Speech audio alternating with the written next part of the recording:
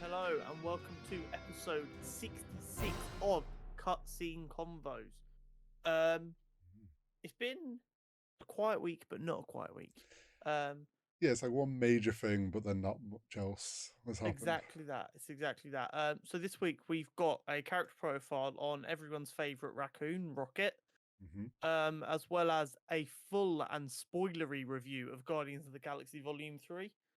We're also going to be discussing Star Wars' unique ability to give all of their droids personalities that shine through, as well as also discussing why and if Star Wars should stop just using CGI faces for iconic characters when there are perfectly good actors who are fit to replace them. Before we get into a busy nerd news network with lots of little tidbits over the week, as well as our last ever superhero showdown in Ghost Rider vs. Swamp Thing in the grand final of our Superhero Showdown bracket. But before that good stuff, Horizontal, how's your week been? We were just talking before we started recording, but like work has slammed me this week. Combination of being ill with the COVID and then being away and then coming back like right after like a big project was announced and there's loads of prep work going on. It's like just absolutely like walked back in. You know that like the meme where of walking in with the pizzas and everything's on fire. Yes, Community. Yeah, from Community. 6 seasons in a movie. That was just like essentially was like that, but rather than things on fire, so people running around like, and it's like, oh, here's a load of stuff we need from you. Welcome back, and it's like, oh, okay, hi. Just walk into that desk piled with loads Yeah, of paperwork. You're like, I don't even deal with paperwork. What is all this? and it's just like so trying to do that, and then having like a bit of a cold as well this week and hay fever. Like it's just I've been slammed for the past 2 weeks, like health wise and work wise. I just You're getting can't. old, pal. You need to start Oh, taking vitamins and stuff. I think I do or something. To be honest, I think it was a case of like I got run down. Then I was away and like the following weekend I was playing with my nephews and nieces, and it's like kids are always carrying bugs. Mate, we all did it as kids. We all ran around like lunatics. But when you get to like 16 and you have young nieces, is the first time you realize how much more energy young children have than everyone else. In one weekend, I was like, I need to get back to the gym. I was like, I am so out of shape. Um, but yeah, so I think I just caught something from that. But yeah, other than that, been vibing. Got me back on Valorant. You lot did. Mate, that last night Um, was great. been playing Minecraft a little bit. We'll see how Same. long that lasts because it's only vanilla. But other than that, yeah, just trying to keep on top of work and get kind of in a steady place again with things. But how's your week been? Um, Weird. It was bank Because holiday Monday as well, wasn't yeah, because it? I've not stopped since the last episode, Yeah. but at the same time, I can't really recall many things that I've done. It's weird. Um, so met up with some of the boys on Bank Holiday Monday. Went into London. Went and bought some comic books because we'll never have enough. Um, Any excuse. it's all right though. They are like, if we could like make some money off of this before the end of this financial year, so we've got basically a full year. They are all tax deductible I was going to say so you can write them off. because they're Flashpoint comics and Kang Dynasty comic. So like they are like so easily deductible. It's unreal. Um, but yeah, it's just works. It's kind of a busy but not busy thing. There's a couple of new starters in different parts of the company who need to have a decent grasp of what I do. Right. So like I've got random people just coming in, spend days working with me in a job where I'm normally in On your a own. room by myself, earphones in, letting the world just melt away while I'm trying to just crack on. And that's quite like a big change in like just the way my day goes. Um, Me and the girlfriend have also been looking at the potential of buying a house and mortgages and stuff, which is just mind melting. Trying Yeah, to no, work out I'm good friends. the ordering way stuff has to get done, and the information you need, and just all of that crap. But we're slowly making our way through that to work out what we're doing. So yeah, it's just a lot going on. Sounds a lot. Yeah, but I mean, we're kind of doing it at the right time because there's no like weekly TV shows at the minute. Yeah, this is true. So I'm kind of like, okay, I have a bit more time to do this, but being an idiot who is obsessed with content at the minute, I'm also spending a lot of that little bit of extra time I've got coming up with ideas for streaming or streaming itself. So there's that as well. But I think we should go ahead and get into this. Yes. So character profiles are notoriously difficult, and the fact that I manage to pump one out every week is no mean feat. No, you do it well. I don't know how I've managed to get away with it for as long as I have. One of these days, it was all going to come crumbling down, but today is not that day. I thought there is no better time than right now to do a character profile on everyone's favorite raccoon at the minute. I agree. And I think there's going to be some interesting bits in here that, I mean, I definitely didn't know. So I imagine most people don't know. Okay. Interesting. So if I told you Rocket Racoon made his first appearance in February 1982, do you want to hazard a guess at what comic you think he made his first appearance in? Well, it's obviously not going to be like a Guardians of the Galaxy comic. So, I don't know. A Groot comic. Nope. Okay. Incredible Hulk number 271. What? That's such a random That pairing. is really random, isn't it? Okay, so what happened was the Hulk got transported to Half-World, a planet where humanoid mental patients, so they're not described as humans, but they are humanoid, people with severe cross-the-galaxy mental issues, right, were in a planet-sized facility being cared for by genetically and mechanically enhanced animals, including Rocket. So basically, what happened was centuries ago, the Shrinks, as all they're known, took these humanoids to this planet where they looked after them. Then their funding got cut, so they left. Right. But in one last act of care before they left, they built robots to care for these patients. Okay. Another couple of 100 years pass. These robots, through a freak cosmic storm, gain sentience and realize they don't want to care for these people. So they want to build their own society. So what they do is they take these animals that have been there as like emotional support animals. Right. And they genetically and mechanically engineer and modify them to then give care to these patients. Interesting. Yeah, it's a really weird concept. So what eventually happens over time is that animals realize that the best way to keep these mental patients happy is with toys. Right. Just things that they can pay attention to. And they realize that when the patient don't have adequate toys, they become difficult and violent and aggressive. So they make toy companies, and that basically becomes the big market for this little world. It's just who's making toys, because then the people can get the toys to give to the patients to make their own life easier. Right. Okay. And basically, as the Hulk arrives, he encounters Rocket, and Rocket informs him of the villainous Judson Jakes, who's basically trying to monopolize toys so that he controls the world. Because if he's in charge of the toys, he's got control over the mental patients and therefore has control over the citizens, I guess. Yeah. So the Hulk goes, right, I'll help you stop him. He sounds like a bad dude. I'm on board. So as they're going back to form a plan, Rocket realizes that Jakes has discovered and kidnapped his girlfriend Lila. Okay. After finding Jakes' base, the Hulk was fooled into being teleported back to Earth by Jakes' chief science officer. Right. However, Rocket was able to locate and escape with Lila.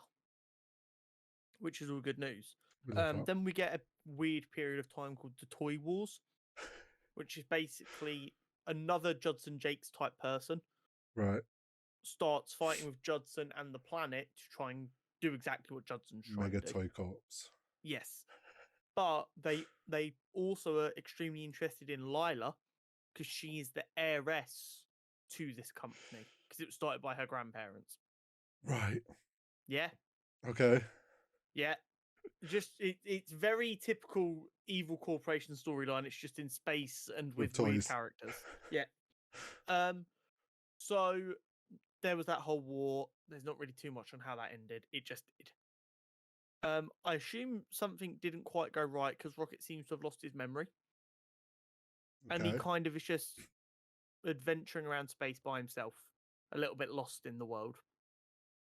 When he happens upon the Guardians, who save him from a situation he was in the middle of, not deliberately save him, they just happen to be there and save him. And he helps them out as like part of the escape because obviously he wants to get out. Yep. And he ends up joining them and acts as like a master tactician and heavy weapons expert for them. Very reminiscent of what Rocket is to the people who know him through the MCU. And from there, Rocket was pretty steady. He was a member of the Guardians. There was a couple of short stints where him and Groot would go off and just be like a partnership out and about. But for the most part, they were the Guardians. He even helped to steady the ship a couple of times when Star-Lord's leadership was called into question. Right. And Rocket and the Guardians would also go on to play a role in the battles against Thanos and the forming of the Infinity Watch. Yep. Here's the thing. The Guardians of the Galaxy were a nothing comic book. I never want to claim the film made the books because that is always a horrible thing to claim. But in this case, it's not far off the truth. It is a very James Gunn-esque thing to do to go, okay, give me your weird and wonderful characters. I will make something happen. But yeah, that is Rocket. He is a raccoon in the comics. He is genetically enhanced.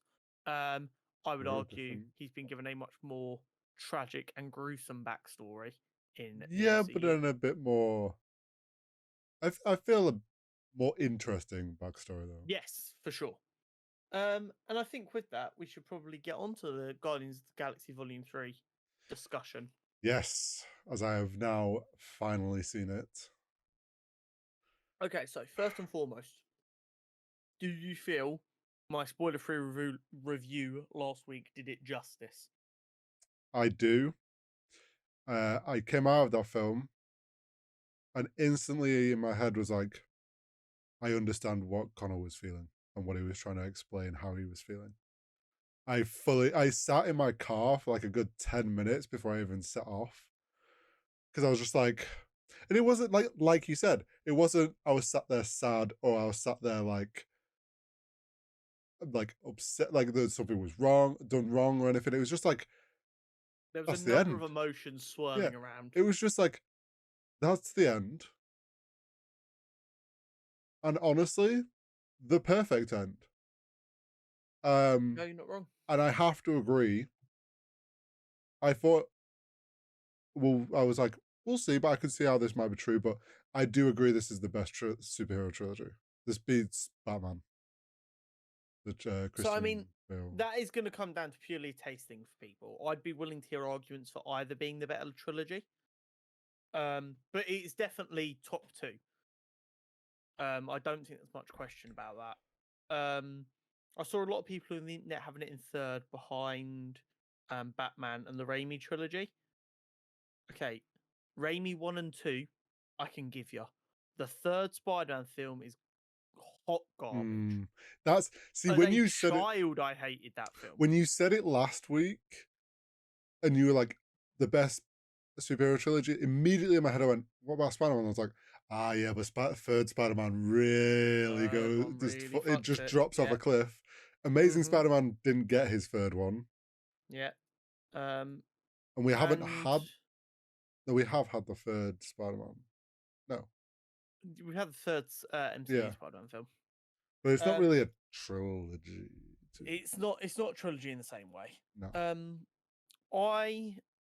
I mean, so first off, the big thing I was looking forward to discussing with you were the visuals of the film, the colors and everything. It was gorgeous. Oh yeah. So yeah, CGI. I think this is the first one now where they have done a great job with the CGI again. Like this feels like it's back to Marvel's quality level that it should be. Uh-huh. Um I mean you Guardians has always had amazing visuals and amazing like more creativity in that, and then using like music. Like it didn't miss a beat of having like a great soundtrack once again. Yeah. The first thing I really want to talk about, though, and I don't care that it's disjointed by this point if you're watching this, you've That's already fine. seen the film. That fight scene in the corridor. Yes. Is that one of the best fight scenes in MCU history?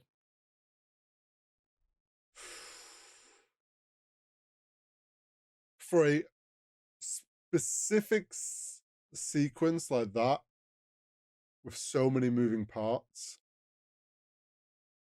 it possibly could be. The only other film I'm like thinking that has amazing fight sequences was Shang-Chi, but Uh-huh. that's because it's martial arts. But I think honestly, yeah, that corridor fight scene like flowed so well. Off the top of my head, the ones I'm thinking of are Winter Soldier has a number of really solid fight scenes with Mm, Bucky and Cap. yeah, You've got No Way Home between Spider-Man and Green Goblin. yeah, Shang-Chi has a number of solid ones. yes, it does. And corridor scene. There are none other like straight off the top of my head that like that was fucking impressive. And I don't want to talk about pure scale because obviously if you're talking about pure scale, you're looking at like Endgame or Civil War. But like actual like impressiveness of the fight scene, Hmm. I think they're the ones that are right at the top for me. I would agree on that. Yeah, honestly, there was a couple like there was the corridor one, but then like the fight, like that final fight where they're just Rocket's final little stand against um his creator, Mm-hmm. and they all take their like one bombs. It was a lot shorter, but that still was a very well Mm. choreographed fight scene. Yeah. Um, and what I will say, which bearing in mind, I've been on a bit of a murderous rampage when it comes to films recently. I've been coming out of films going, someone should have fucking died.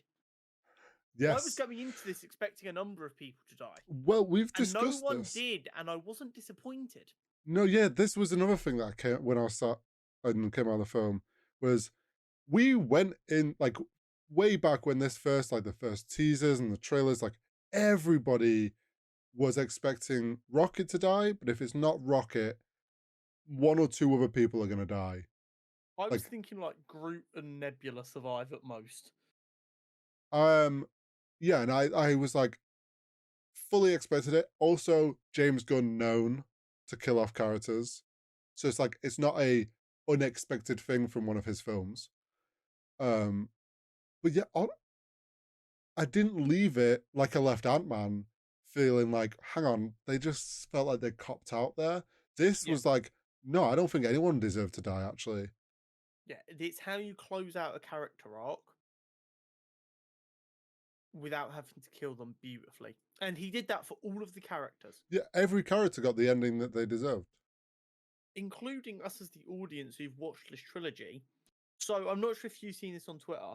Someone tweeted, "Oh, my new headcanon is Groot didn't learn to speak English. We could just finally understand him." So, okay, so this is something I came out, I was driving back and I was like, I don't think that was Groot learnt how to speak English. I think that was James Gunn allowing us to finally understand him as a way for Yeah. the audience to close it out. So that scene felt weird to me, and I didn't know why at first. Because it wasn't like I had an issue with being able to understand him. I was like, something didn't look right there. So I've gone back and I've seen the clip again, and I realised none of the Guardians react differently. No. No one goes, and that is why when James Gunn comes out and goes, "Yes, you guys can just understand him now because you're close enough to the characters. Yeah. Makes complete sense. Because this character went, whoa, that's obviously, oh, he can now speak Well, universal basic. it was also, I think, obviously it's the end of the film when they do it. And it's like, generally, when we've had Groot say something of importance to know what he said, another character has like replied to him in a way that gives like, Yes. no, Groot, we don't need to do this, and repeats what he said. But because it was the end and everyone was just like around and everyone was silent, there obviously was no opportunity to do that. But then I sat there and I was like, I feel like that was James Gunn's way of closing the trilogy for the fans. And I'm very much glad that that is the case. 100%. This is a phrase that I don't like to use too often, but it did feel like a love letter from James Gunn to the Marvel fans. It did. And it felt like, weirdly, felt like the end of the first era of the MCU. Yes. Like, we're now in a completely different era with, like, this felt like the end of that, like, the first set of legacy characters. Like, this is the conclusion, and it, as you say, a bit of a love letter to the MCU fans of that. There is no legacy character still cutting about now. They're all gone. Not at least in the same way, anyway. Yeah. No, I think that's completely fair. I'm gonna. Now, I know last week you said you had a couple of nitpicky things. I'm wondering if one of them might be something that sort of is a nitpicky thing for me, but it was kind of like I didn't hate it, but I'm like unsure. Go on, you go. The increased like swearing, like the F-bomb kind of felt it, like I didn't hate it and it kind of fit, but it just was a little jarring. And then like they used dickhead at one point, or dickheads, and I was like, that feels weird. So I didn't actually mind that for two reasons. They fit in the situation, and as someone who is not, I'm prone to the swear word. Well, yeah. I like it. Like in that situation, I could see myself responding in that kind of way. Like the "open the fucking door" is like a very real kind of sentence. So I Yeah. didn't have an issue with that, and I also think, as stupid as it sounds, it kind of helps because it's laying the groundwork for Deadpool to come in. Well, Because we yeah. know Deadpool is going to come in and have to be a 15 to 18 easily. So if people going to watch who like us who are going to watch like Marvel films because we're the right age and we can go to all of them, aren't used to hearing it in other contexts, if Deadpool ever comes in someone else's film and swears, it needs to not feel jarring to see them characters near swear words. Now that I'm like thinking about it more, I'm wondering if it just felt like I didn't hate it. Like like like you say, it fit. Like the thing with the car door, like it made sense to go get open the fucking door. Yeah. I wonder actually more if that's me coming at this from like it felt weird because I'd seen so much about this has Marvel's first F, but like there's an F bomb and all the talk about it that like my brain was actively waiting for it. So then it felt out of place because I'm like so focused on waiting for it to I get appear. that.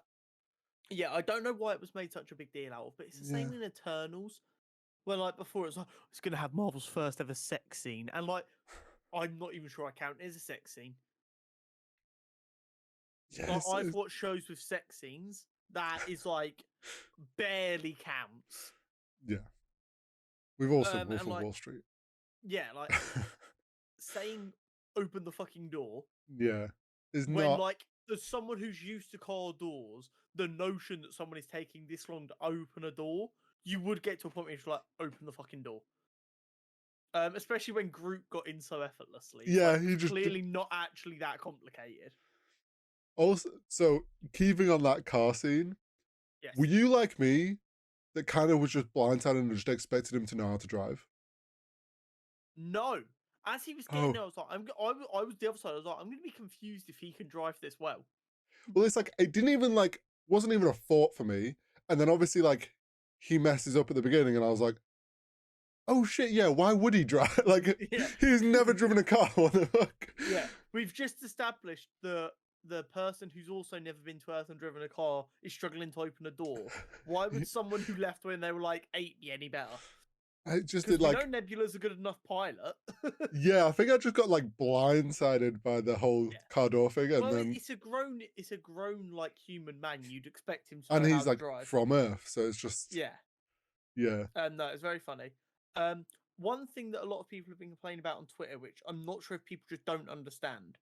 okay, People are saying Groot looks completely different to the first Guardians, and I don't like it. This Groot is a different character. yeah. People don't. I don't think people understand that. The Groot that died in Guardians 1 is not the Groot we have now. This is his son. Well, yeah, we discussed this, I think, after the Christmas special, because Quite that's possibly. when he was starting to he looked swole, like Yeah. there was swole Big boy. Groot, and we were like, okay, because that was the first time I think we've seen him out of teenage years, Yeah. and he was starting to look different. And you said then people need to like people don't realize like this is a different Groot. This isn't the Groot that we had at the beginning. It's got the memories, right? But doesn't Yes. have it's not the same Groot. Exactly. Um, I love this Groot. I like the design. Oh, I fucking love it. Especially where he got to at the end. The Oh is it the yeah, like post the credit Super scene? Saiyan form. Yeah. Which I've seen some people saying he's reaching King Groot form. Yeah. Yeah. That is definitely an inspiration for that look. He looked Definitely. sick. Massive, quite twiggy on the edges. And But here's like, the thing: another reason to describe a lot of the design changes are the situations this Groot has grown up in. oh yeah, So he's first Groot had been like exiled from his planet. He'd been alone and he'd grown by himself. yeah, and then And it's kind of joined a whole Rocket. yeah, it's kind of a whole thing of actually this Groot grew up around love, so he's grown up bigger and stronger. But also look at the people he's interacted with when he was a teenager. Yeah, he's grown up fighting as well. Yeah, you got like Thor, you got Captain America, all these big muscly dudes. Of course, he's going to end up huge. The Hulk. He's Yeah. seen all these big guys, and like as a teenager, they would be the people he's looking up to. So of course, he's going to end up being huge. Oh yeah, like it makes sense, and I think it just looks sick. It does. It looks so The good, and the also it adds a bit of a It adds like when you got like them shots of them walking together. yeah It adds a bit of differentiation between them yeah because they're all like a similar kind of size. Then you have Rocket, who's a bit smaller. You've obviously got Mantis and Nebula a bit slimmer. You got hmm Drax, who's a bit wider, and then before you just had Groot, who was a bit taller. Now you've got this thing that's just walking behind them that's fucking massive. yeah, just a unit. Um, Um, I really love the like kaiju mode. yes, And then also what is essentially a little throwback to like Rocket sitting on his shoulders when they're in the fight scene and he's just spinning around. I yeah, enjoyed that. And the hidden weapon point. that's phenomenal because as he's handing the guns to Groot, I He like says, "You know put a what to do note in with my head. these." Yeah, I put the note in my head, but then like, you kind of forget about it. Well, yeah, And then you don't. he's like, okay, now, and then you just see him start unraveling, and you're like, oh Well, that's the thing. It's shit. like they stop them at the checkpoint or whatever, and they're like, "Oh, you can't come in. Your arm's a weapon." And they scan Star Lord, but then I'm like, "Oh well, Groot's just a tree." Like, I was like, I mean, technically he is a weapon. I'm surprised they not told him like he can't come in, but they probably just see him as a tree. Didn't think about guns. I just thought Groot's just like we know what he can do with his Yeah, arms to like, Groot's a fucking unit. and then he just like he unfolds. He's got a full on armory inside his chest. It was very cool.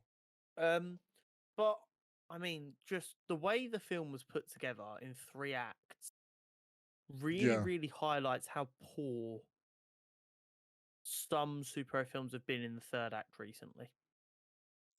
yeah. There's been definitely like this film never felt like everything was quick into the next bit. Like it didn't kind of hang about too much in like, for example, like when Rocket got injured, they made it very clear, very quick. Like this is he has 48 hours max. Like this Yeah, is we ain't we fucking gotta hanging get going. about. Yeah, like there was no let's figure out what to do. It's like no, we're in the ship. We're going. Like they made sure the pacing was like we're not gonna end up getting an issue here where we like lull and then people feel that. Yeah, Whereas exactly. other films we've had that issue between the second to third. It's like it lulls because it struggles to know how to keep the momentum going. But now that I'm thinking about it, sat here, the other film that we said the third act didn't slow us down was um Dungeons and Dragons. And they Yes. did a very similar thing there where the goal from 30 seconds in wasn't to save the world. It was, oh, we need to find this thing. So what do we need to do? We need to go find this person and do this and do this. And then before you know it, you're at the end where they're having to save the world and they didn't even realize it. Yeah. Whereas in this, we've got the same thing. It's they're chilling in nowhere. Adam Warlock attacks. Shit, Rocket's in trouble. Okay, we need to find out how to save Rocket. We need to go and contact the Ravagers. The Ravagers need to take us to this place. We Hmm. get to this place and we realize they've escaped, so we have to go to this planet. We go to this planet and the ship takes off, but we've saved Rocket now. But we're split up, so we've got to try and save each other. Oh, well, we've got to save all these kids. And then before you know it, it's built into this thing. Yeah. It's something that a lot of storytellers in general need to get back to. And I said this a while ago. There is a problem in the MCU right now where after Endgame, the stakes need to be raised, but they're raising them in the wrong ways. They're making everything an end of the world threat, which makes you go, well, Yes. if one Avenger can handle an end of the world threat, when we get to the next Avengers film, how ridiculously dangerous does this threat need to be? Yeah, I think Um, they did a very good job of like on that. Like Adam Warlock came in and was fucking them up.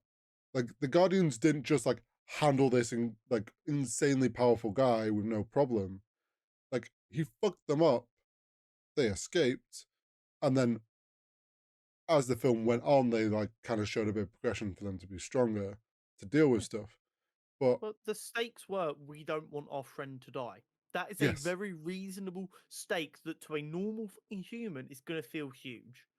You can put yourself in that situation where your friend is hurt and you're trying to get into a hospital and you're like, shit, we have to move quick. We need to get there safely. We need to get there quickly, hmm, whatever it takes. And that still feels like a huge like shit because you care about these characters at this point. You're like, shit, Rocket needs to be okay. The entire time, everyone is sat there going, Rocket needs to be okay. yeah, So we're not worried about, oh, is there 6 planets being blown up? Because guess what? When they're doing these kind of stakes, no one knows anyone on them fucking fictional planets. and They're like, oh no, also planets. they keep they don't they don't let the stakes kind of just settle. Like they keep the viewer remembering that this is the stakes are high in the sense of like partway through, Rocket worsens, and then it's like, oh, they've made it to the place to find like the information about Rocket to how to save him. Oh shit! Now they're stuck trying to find their way out. This is going wrong. Like Rocket's getting worse. Like we know as the viewer, like we're so locked in on the fact that Rocket's deteriorating. And as a viewer, we don't want to see Rocket go, and they're like getting slowed down. That you don't think about any like all these bigger things going on, like you say. Yeah. It is.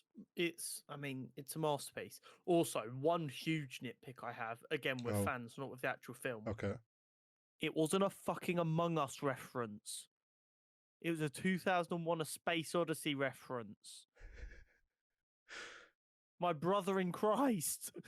Oh, with the colored suits Yeah, it's just, and don't get me wrong, I get why people went there. I do. generation. Among Us is a much more recent and Yeah, larger culturally relevant reference.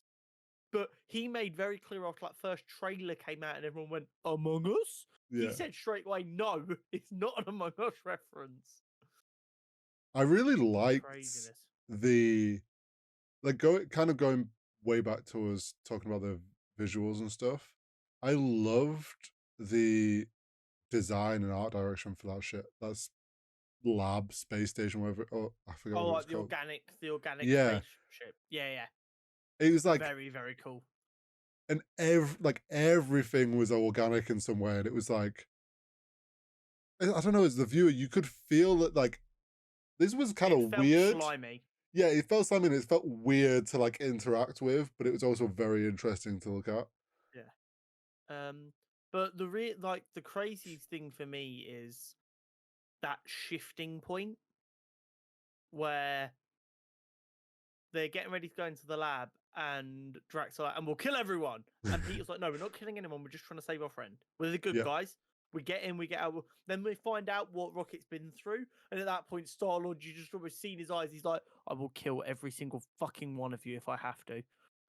Yeah, it's there's the funny moment, like you say, with Drax going, "We're gonna kill everyone." No, we're not killing anyone. We'll kill some people. No, we're not. We kill one person, one very sad person. He's like, "Why have you made it sad?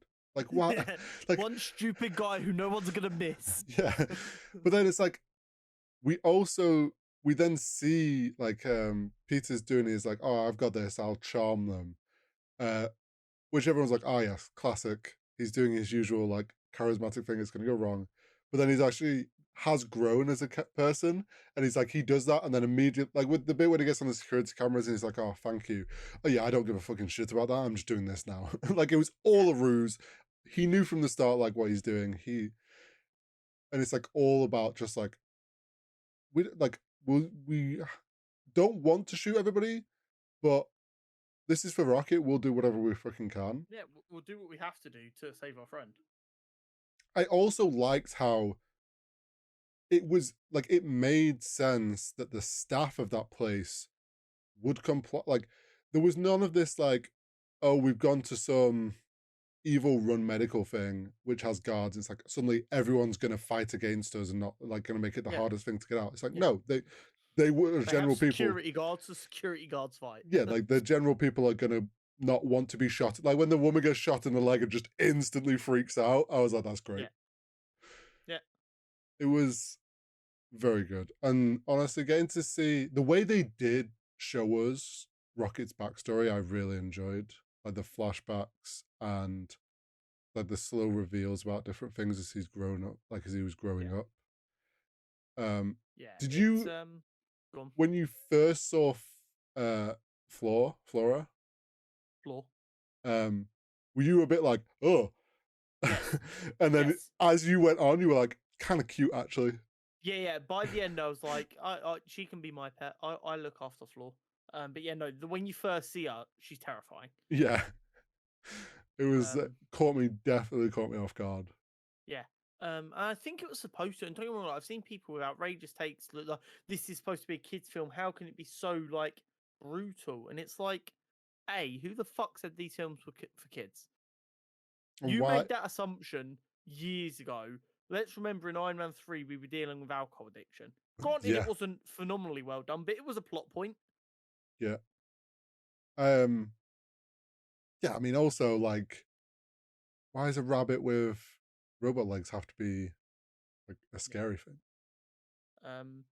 But it was just, I mean, I can't pronounce the actor's name. The actor who plays the High Evolutionary. Yes. Um, my God, what a performance! Oh yeah, he like when we said Jonathan Majors is Kang, this guy Hmm. played the High Evolutionary incredibly. Like Yeah, I felt his like power and control. And then you also like man was crazy and he sold that so well. really did.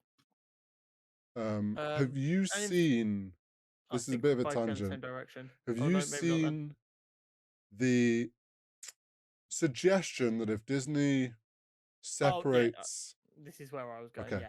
If Disney So chooses to separate from Jonathan Majors due to yeah, his situation that's ongoing. ongoing situation which I haven't heard a lot more about, other than everything got dropped, but people Yeah. aren't convinced that it's fully dropped or whatever. So I don't know what's actually going on over there. So I wouldn't want to speculate. But there are discussions that Disney are going to get rid of him. Yeah. And a lot of people are going, if they do decide to go that way, give this guy the role, make High Evolutionary a variant, Hmm. away you go. Um, I'd back it. I would. I think in terms But I of I don't want Jonathan Majors to lose out on the role no. from a knee jerk reaction. Is all I'll say. Yes. If something If there is evidence that he has done any of the stuff he's accused of, cool, whatever. But with how little is actually known as fact right now, we've just got to wait and see.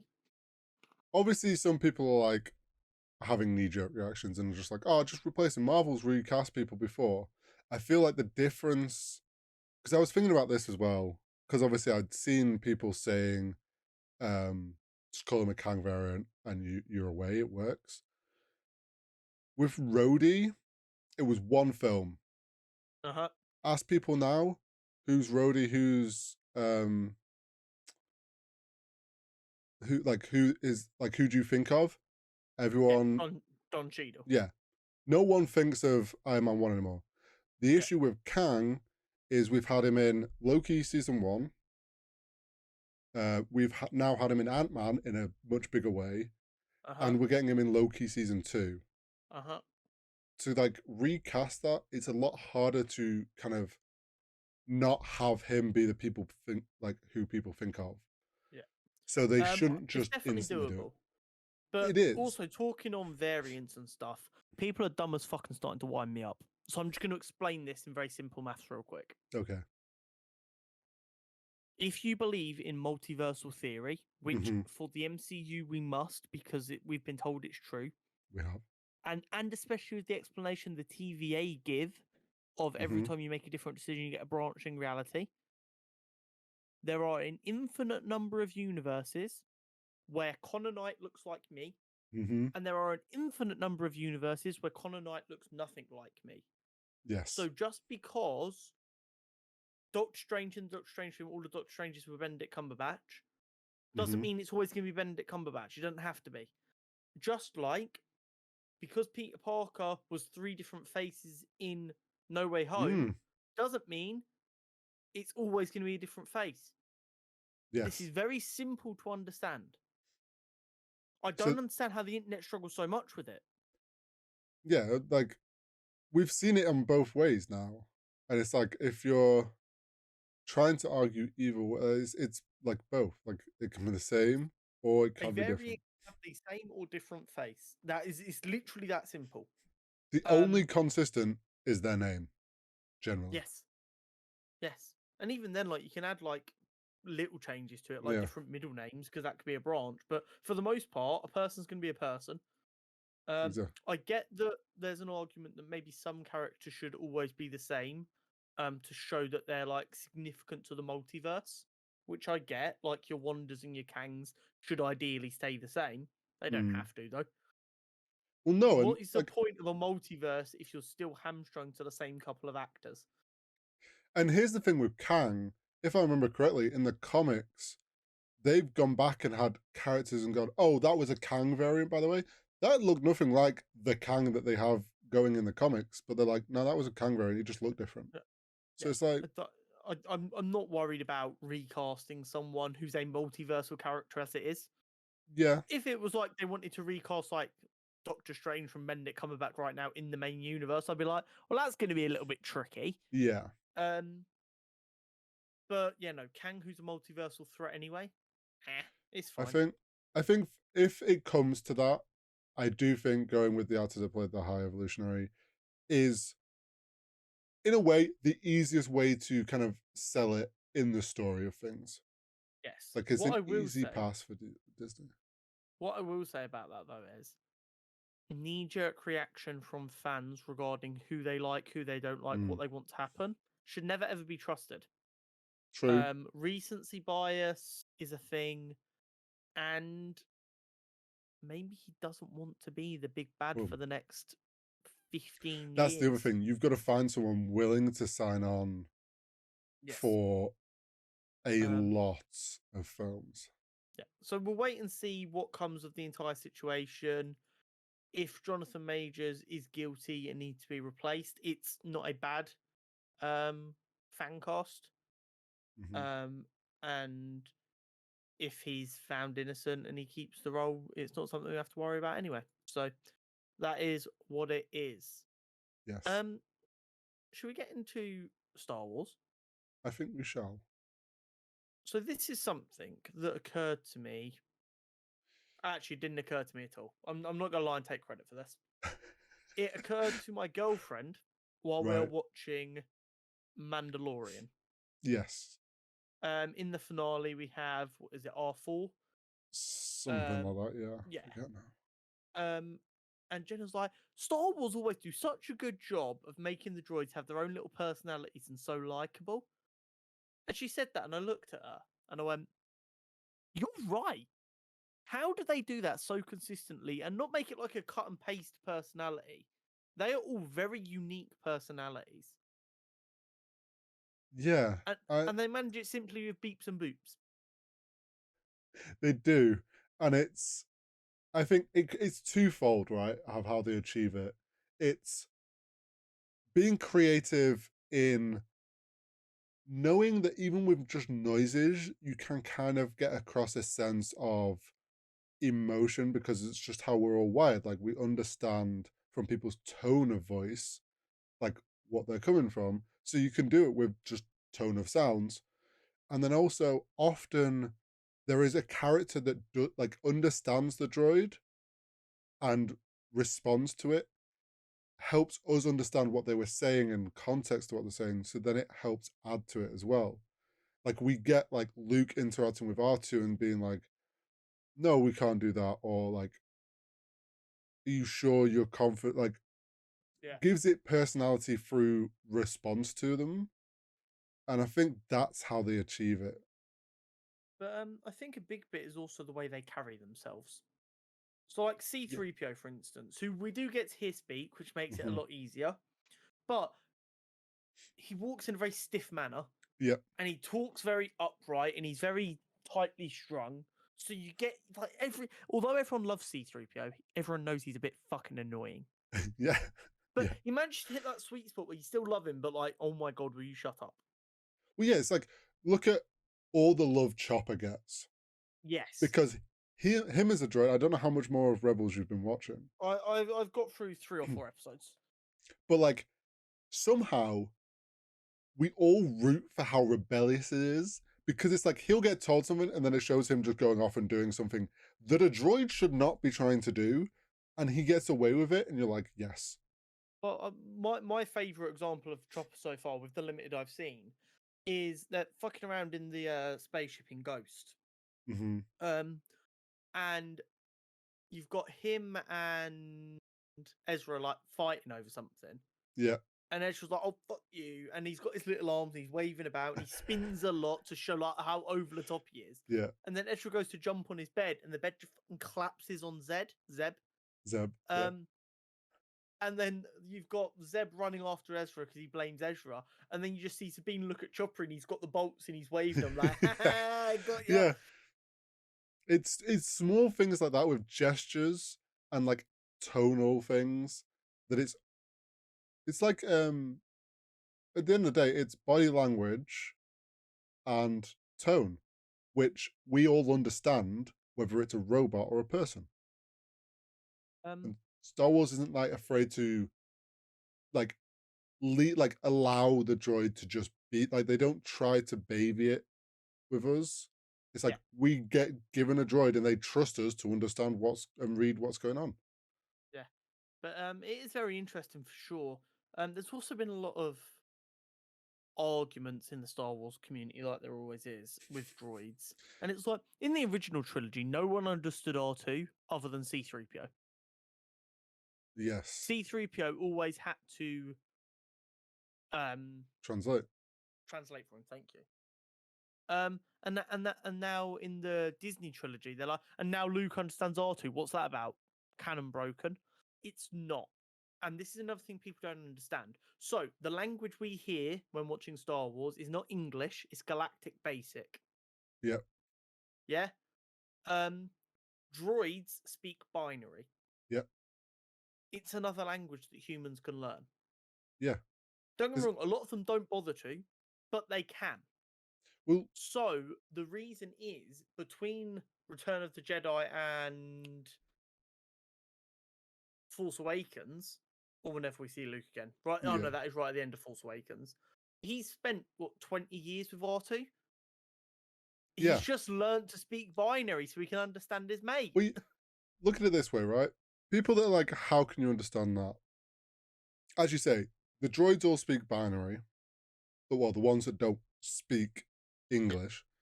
Um, Binary is essentially just Morse code, ones and Uh-huh. zeros.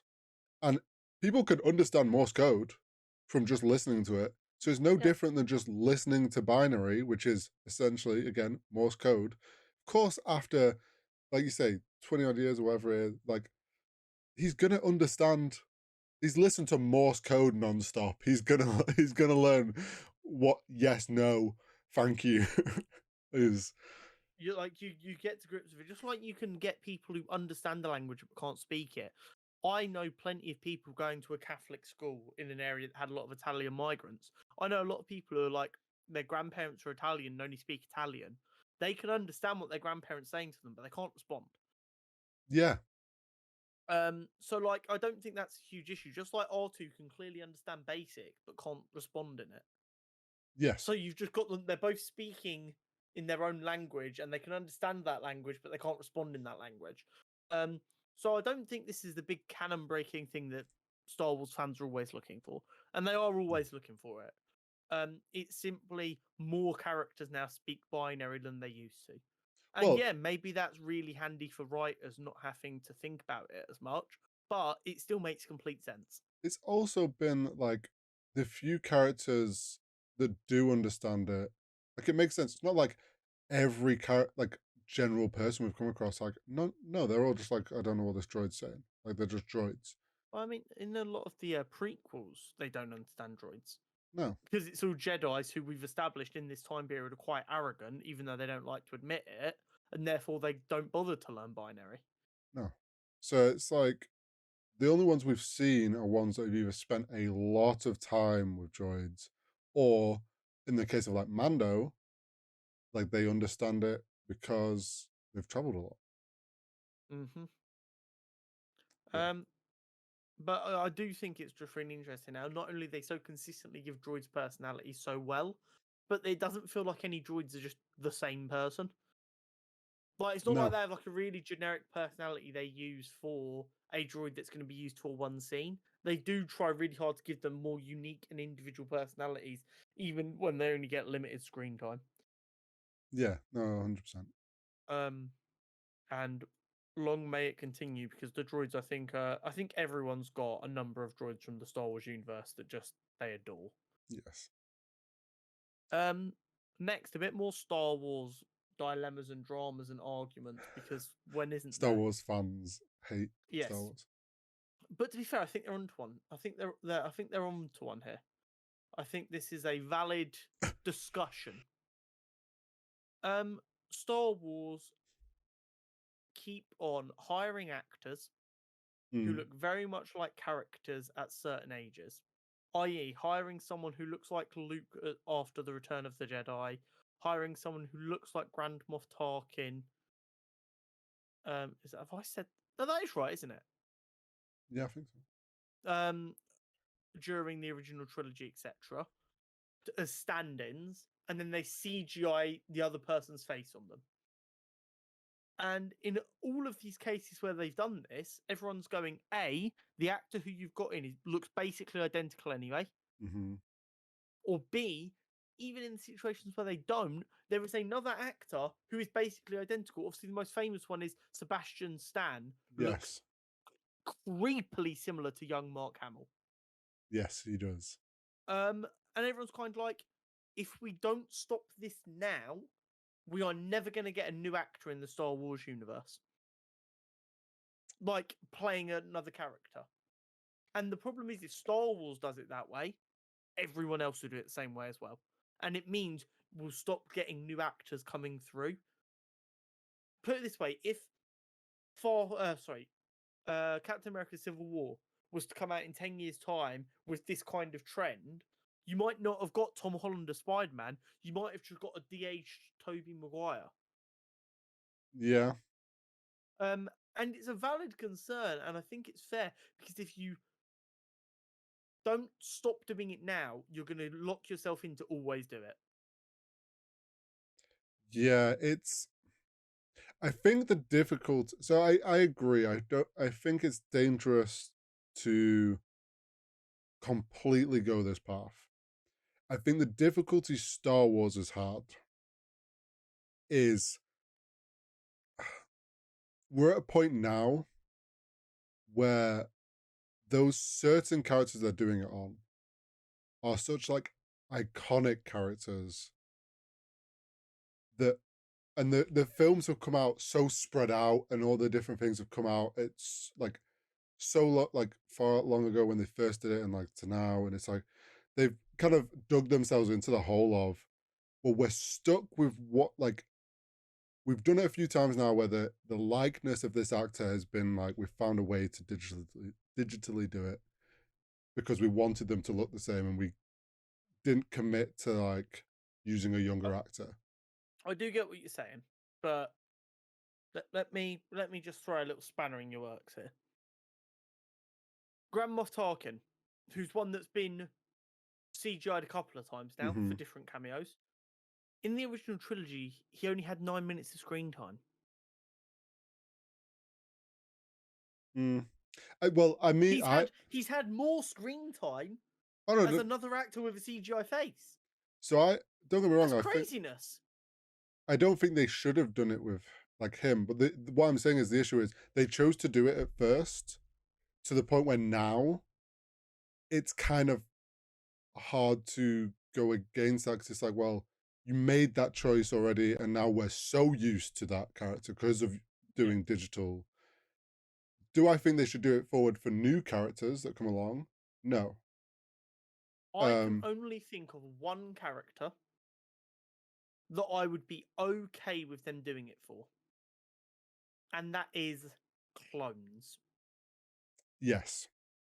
Because even if the CGI looks a touch wonky, what you can do is you can individualize them with like scars or cuts or different aging styles, whatever, so that you can still tell it's the clone, but make them look different. But at the same time, you can probably find actors who will look similar enough that you can just go, oh, I mean, they're a clone. They've lived a slightly different life, therefore they look slightly different now.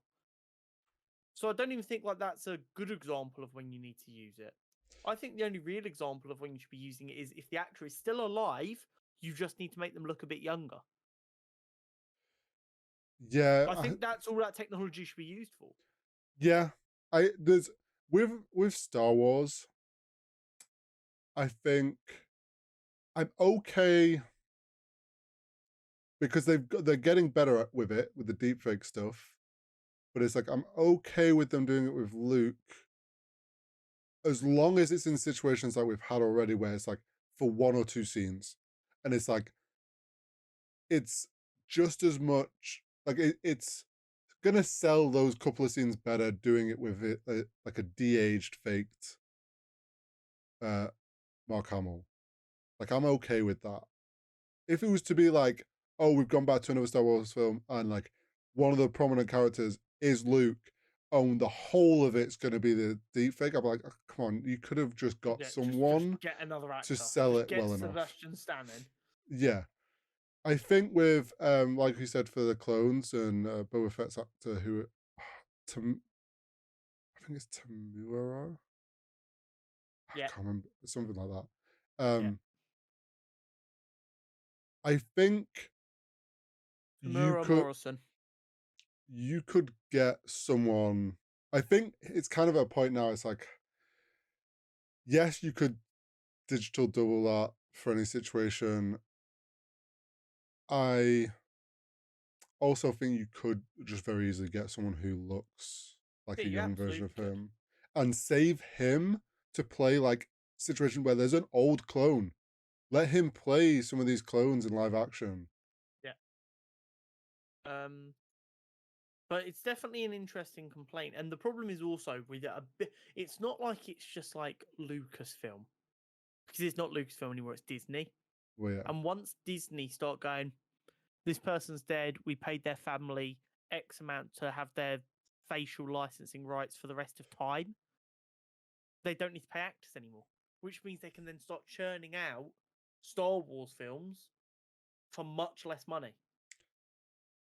So this is going into the debate of because AI is getting to a point now with it can generate deepfakes and voice, and you could churn out people's likeness. Do you know what I think will happen with that? I think some studio will do it. I don't think it's going to be Star Wars. Star Wars has been very careful with their deepfakes and used them in a smart way that because they know it's not good enough. Someone's going to do it for an like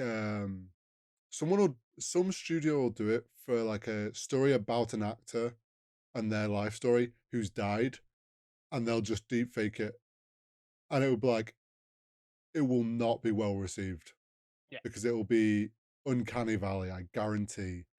Oh, for And sure. studios will then realize this isn't what people like. People don't enjoy this. People want actors, and it will kill it.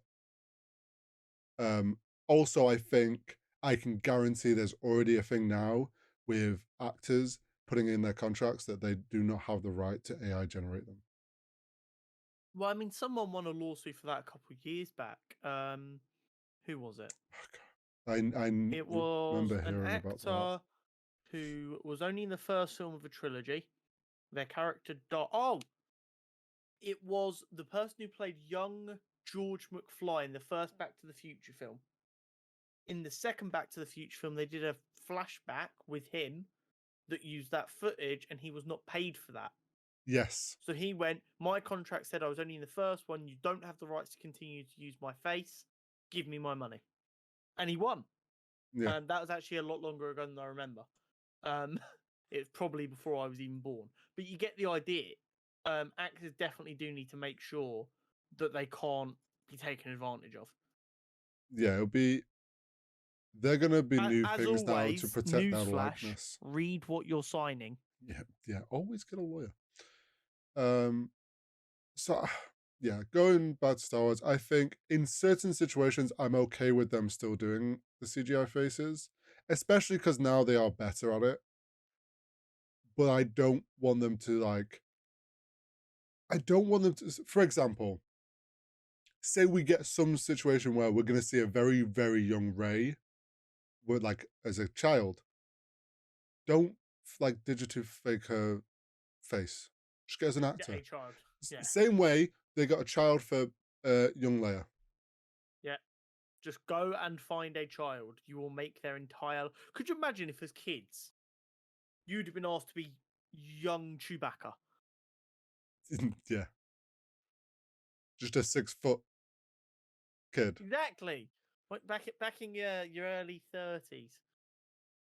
But yeah, like I think there's going to be some situations I'm okay with it, but I do agree. I don't think the precedent should be Yeah. people start leaning It's on definitely something that we deep need to fake. keep. Oh, not we have no power, but that needs to be kept a close eye on. I, Go on.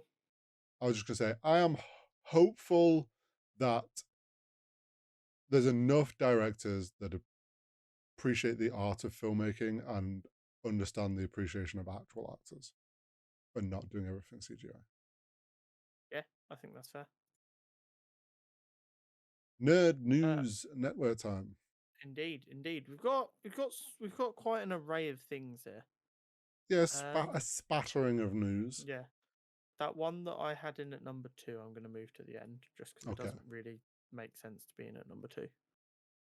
Um, Quantumania, that Yes. Ant-Man film that people really weren't impressed with, um, comes to the streaming service Disney Plus from early next week.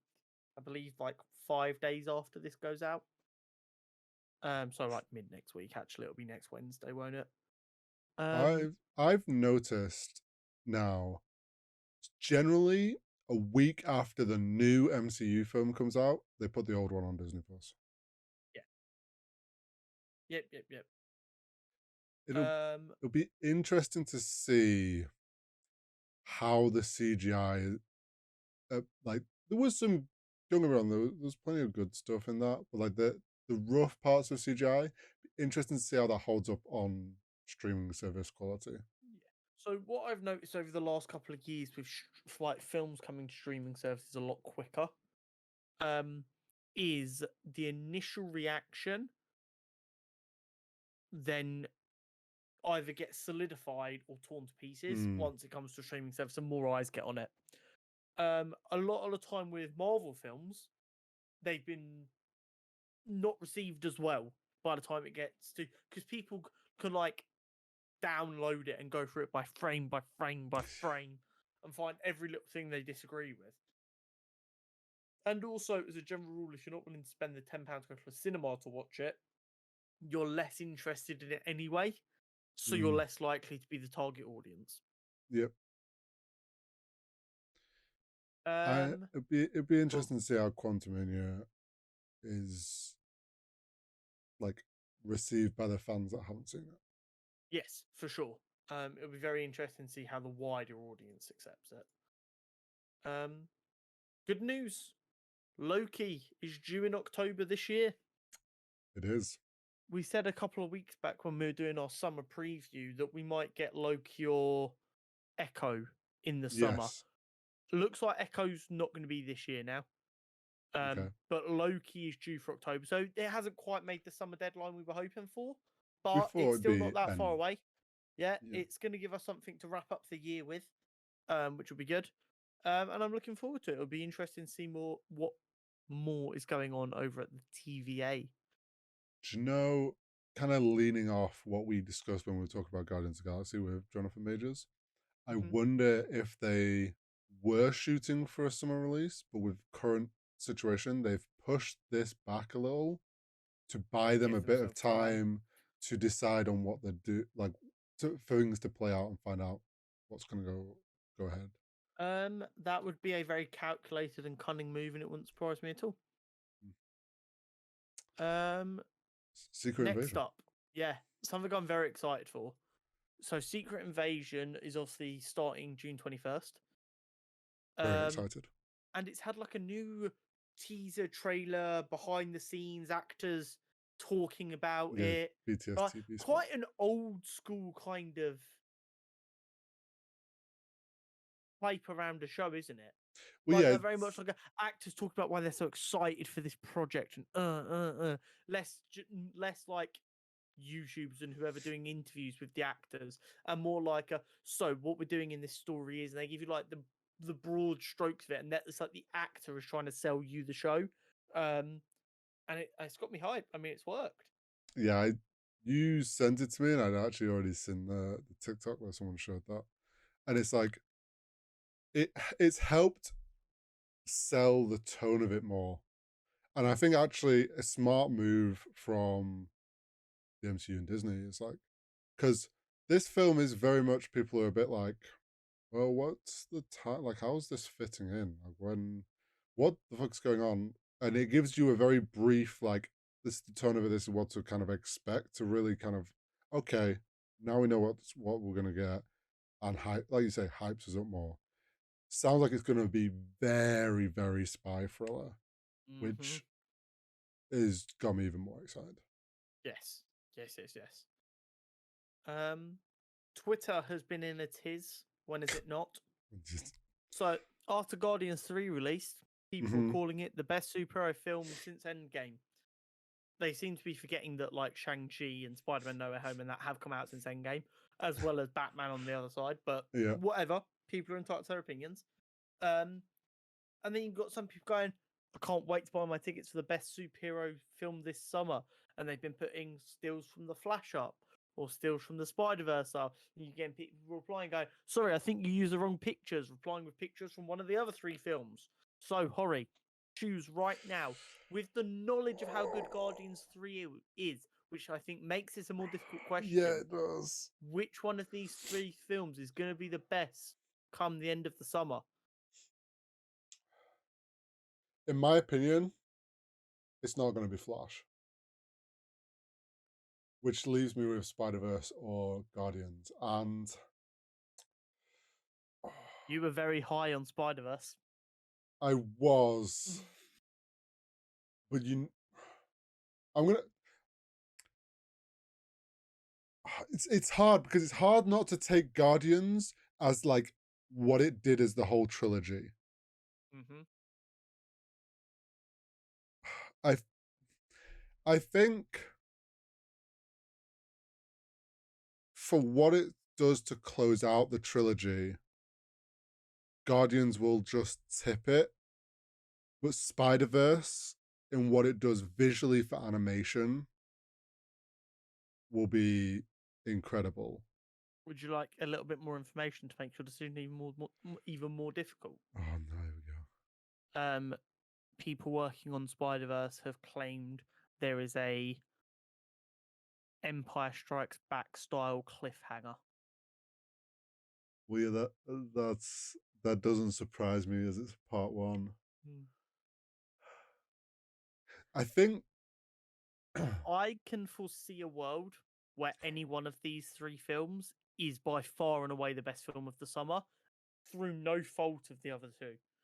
I can see Spider-Verse coming out and we sit here and go, that might be one of the greatest films ever made.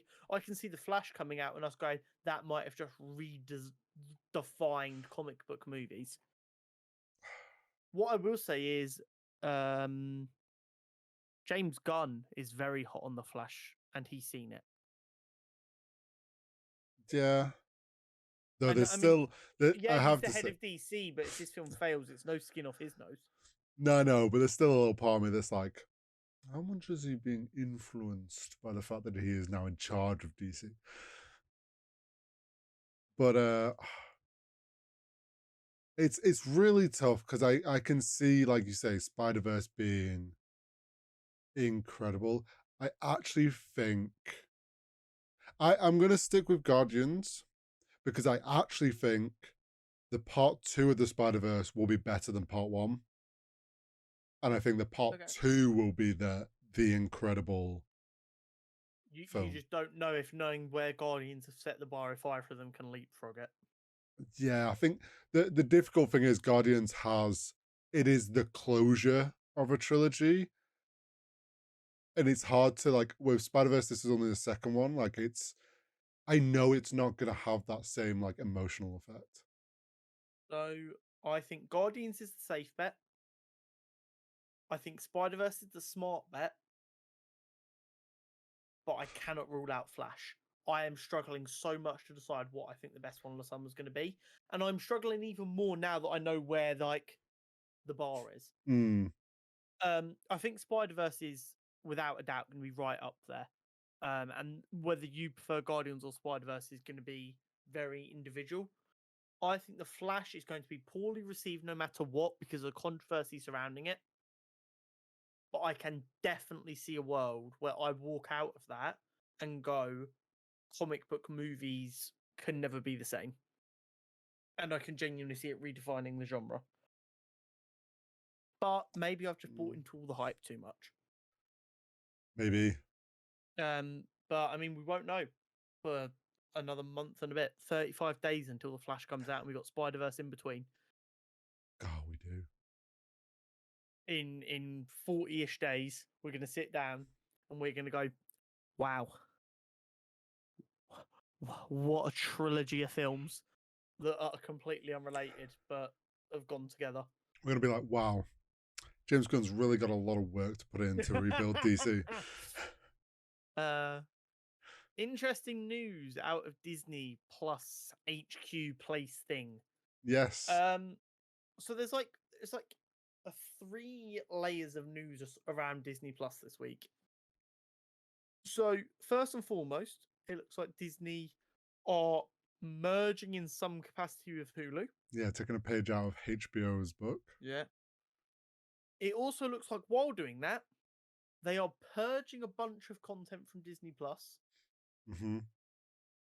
which I'm sure, based on pure speculation, that is probably just the content that is not getting numbers. Like they'll have analytics to see what's being watched. They're probably just getting rid of like the bottom 10%.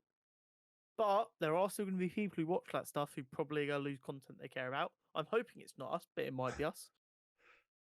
But also, they recorded a loss of 4 million subscribers in Q2 of 2023. That is no small margin. That is a lot of money disappearing. So it's almost like when everyone said, when all these other streaming platforms started popping up around Netflix, if you keep on charging us £8 a month for a million different streaming services, we won't pay for any of them. We'll go back to pirating. The only reason Netflix worked for so long is because it dominated the market and everyone could watch TV. They paid their, at the time, £5 a month for Netflix and it had everything else on there. Mm-hmm. They were happy. What? You're just forcing everyone back to pirating content and none of you fuckers are going to make money. Well, it's the thing that was said once there was all these popping up, which is it's Netflix worked when it released because it was convenience. It was the only streaming service. You sign up, you got all the shows that were being streamed.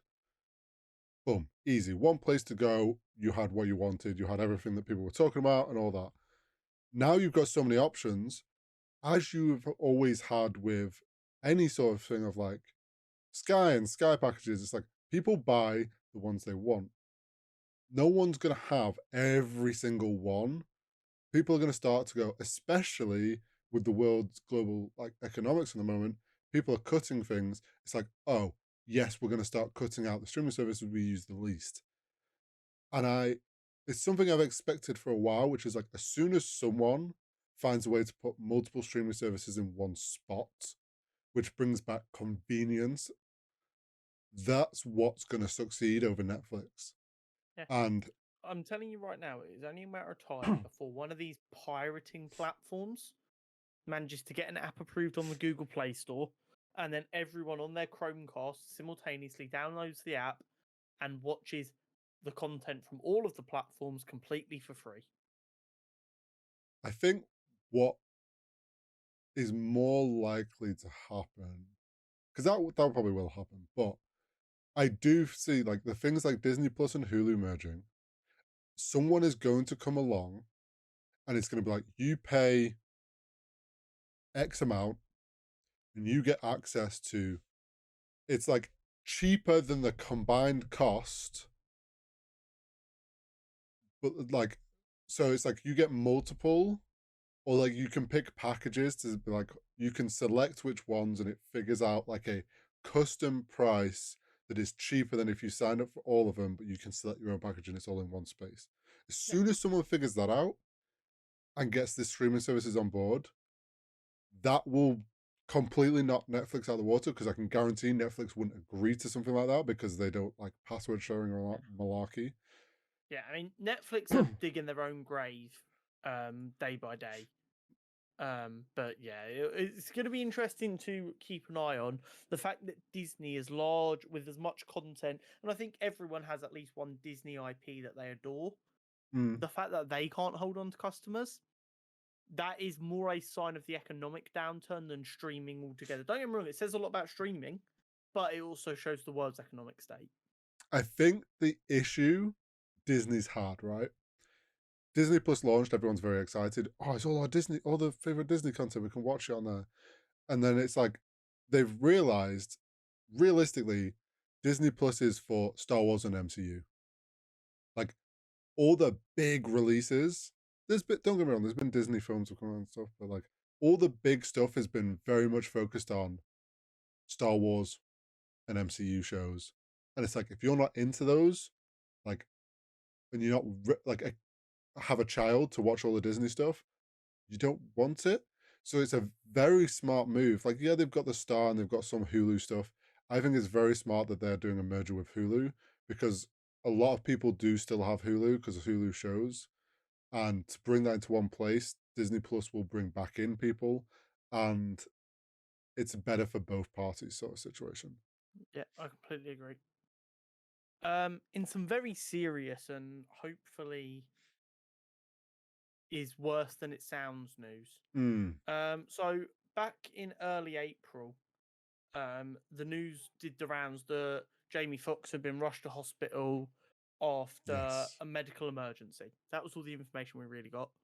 Then we got dribs and drabs over the following couple of weeks. It was all okay. He was looking better. Blah blah blah blah blah. Nothing to worry about. He's going to be fine. Now, in the last kind of 48 to 24 hours, I'm seeing a number, and don't get me wrong, it is sites like TMZ, so we do need to take it with a pinch of salt. Mm-hmm. But there are apparently a number. There are a number of articles that are claiming that his family are potentially preparing for the worst. Now, this could be a simple case of they've gone, it's all looking good, but we're trying to keep ourselves prepared in case shit goes wrong. And someone's grabbed a snippet of that and gone, preparing for the worst. Mm. Or it could be a case that Jamie's in seriously not well. We're not here to speculate on that course. I just hope that Jamie Foxx is okay. Yeah. He's done a number of films and projects that I enjoy greatly. And for him to fall so unwell so suddenly out of nowhere is quite scary. And I hope that he's recovering for both him and his family's sake. Yeah, I'm hoping that it's a case of they said everything was fine, but they never really released any more details or have said anything else. And now the news media is like, well, we haven't heard anything else, so maybe it's actually worse and they're hiding stuff. Or like some, like you say, some snippet of like something has mentioned that like, oh, he's not over something, and it's like, oh, they've latched onto that. Hopefully, it's just that, and hopefully, he's making a recovery. Because, like you say, he's done some incredible projects over the years, and really would be sad if there's something more going on there. Exactly. Is it time to enter the last ever Superhero Showdown? It is. It is indeed the big grand finale. Mm-hmm. I don't think either of us foresaw this being the final in this No, bracket. no, I don't think we did. Should we do a little recap of their routes here? Yes, and for those that don't know, this is the finale is Ghost Rider versus Swamp Thing. Indeed. So Ghost Rider started in our Marvel Heroes quadrant of the bracket as the 4 seed. Mm. He defeated Daredevil, Captain America, Beta Ray Bill in that quadrant before moving on to fight Ultron in the Marvel semi-final, which has led him all the way to the grand final. Whereas Swamp Thing started in the DC Hero quadrant as the number 1 seed. And he walked through the Signal, Red Hood, and Blue Beetle to find himself in his semi-final against the Demon's Head, Ra's al Ghul, who he beat, leaving him in the grand final versus Ghost Rider. This has been 30 plus episodes in the making. Yeah, something like that. This has been going. Well, I mean, yeah, there was 32 characters in this bracket. And we missed a couple of weeks of Superhero Showdown. So this is probably like 40-ish episodes in the making, potentially. Possibly something like that, I think. Which is craziness. And it's all come down to this. And this is where we're going to be ending the Superhero Showdown, at least for a while. We're coming up with some things to replace it. I've come up with some names, sorry. So, I mean, where do you want to start? Ghost Rider or Swamp Thing? So I had to look up some stuff because I was going into this, and to be honest, I am still now coming out of research at the same opinion of I don't see how this isn't a stalemate. And which is like a really anticlimactic thing for a finale. My man's just gonna sit on the fence and go, I'm not picking. But like it's really we've got don't get me wrong. Obviously it's the final. It's 2 very powerful characters. We've got Ghost Rider, who we've talked about several times, can't just be outright beaten to death. Like his regenerative abilities and the fact that like he will just find a new host. The same is the case for Swamp Thing. Like Swamp Thing can't just be like punched to death. Like he is too strong in that sense. It takes incredible things to kind of break both, but not. I don't think either has something to break the other. Okay. Which is what I'm struggling for a finale. It's like, yes, we've put the two very strong people that actually neither has a weakness for the other. I don't know where you Okay. stand. So I mean, I don't say I don't think I disagree too greatly.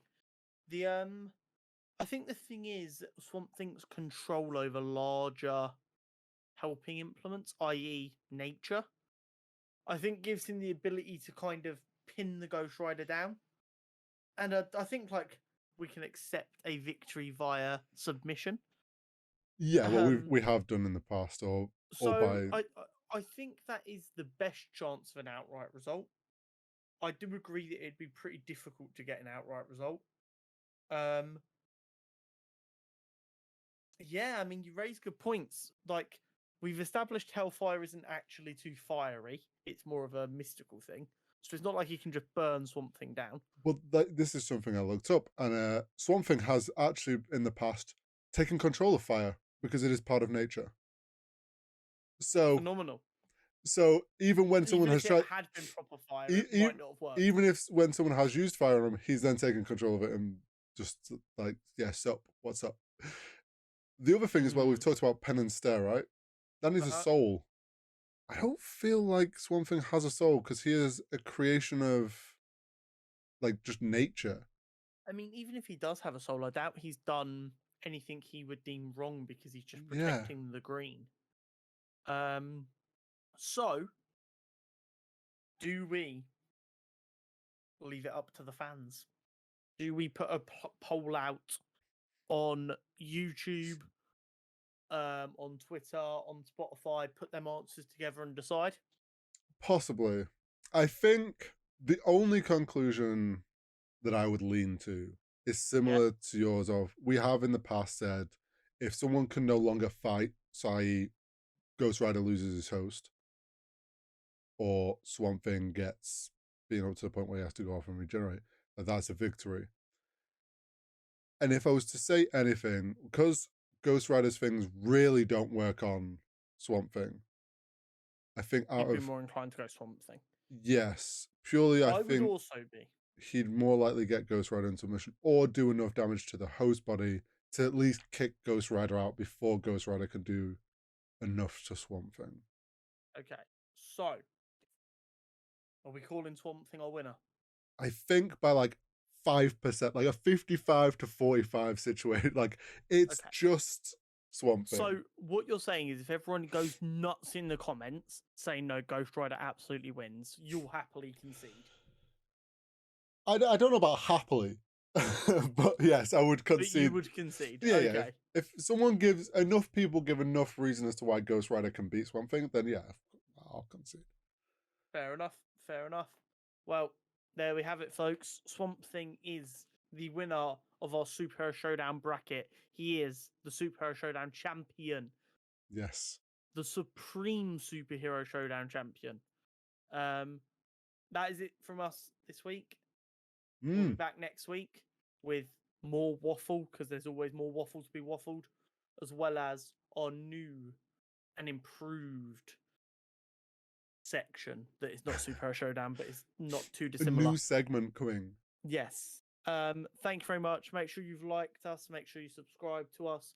We are flying through our targets at the minute. We We're are. still on course to hit our 1,000 subs by the end of the year. So make sure that you're doing everything you can to help by hitting that subscribe button because you do not want to miss any of this content. Anything to add? No, Right. nothing We'll see you nothing next on my week. end. So yeah, we'll see you next week. Goodbye.